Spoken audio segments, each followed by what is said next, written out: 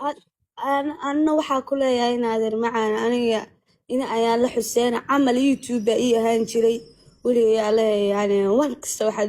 ku fikiri jiray saahir oo sameyn lahaa laakiin balan waxaa ku qaado qofka xoolahayga xoog ku haysta inuu habeen iyo maalinba qofkaas ku dul fikiro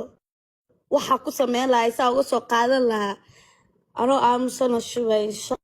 Allah kula hadal marabayna hadli laakiin balana kaaga qaaday inaa kugu dul fikiro balana kaaga qaaday inaa adina ashaqaysanin balana kaaga qaaday inaa ana harsanin saa xoolahayga kaaga soo qaadan lahaa taas xisaabta ku darsaan ku leeyahay markastaan daqiiqad walba maskaxdeeda inaa ku jirtida balana ku leeyahay intaas la sheegaa inaadan stress iyo walwal horta stress karaada kugu dul fikiraa balana qofka markuu qof xoolo islaameed uu haysto uu og yahay inuu xoolo islaameed haysto har iyo habeenba diyaarsan mayana صح marka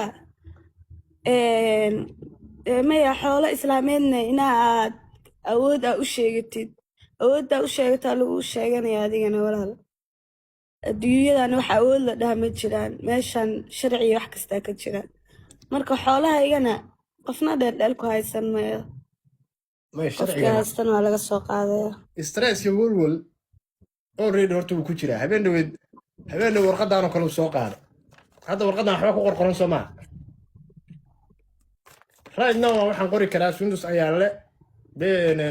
waxaan ugu shubay bangigeeda intaas xawaalada intaas aan u dhigay gacantan ku qori karaa waxaas stress baa ka keenaya yani meel uu ka bixu raadinay laakiin dhiiqo isgari umadiyo dhan aragta dadka qaar baa waxay ku marmarsiyoonayeen bur dhan baan dhageysanay dhankii kalena aan dhageysano laakiin markii asaga la dhageystayna dhiiqadii adduunku sii dhex istaagay umadiyo dhan maanta aday kula jirtaa anoo dadkaasna xoolahayga wato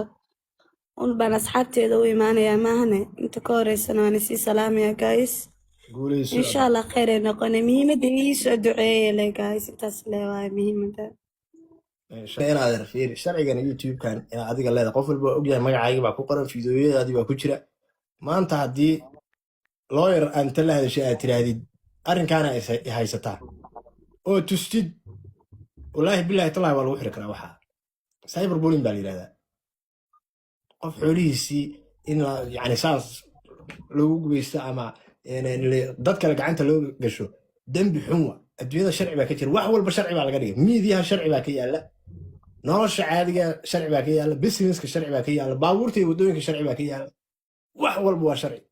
marka insha allah sujisay si faraybadana waa kula soo hadlaya abaayo kule haddaa timid safar dheer baa soo gashay waa daalanta iska naso dee dhallinyaradii meesha joogtayna waa wada xiriirteen kule waa ballami doontaan wixii dee la qabanayana insha allah private baa wada hadlayna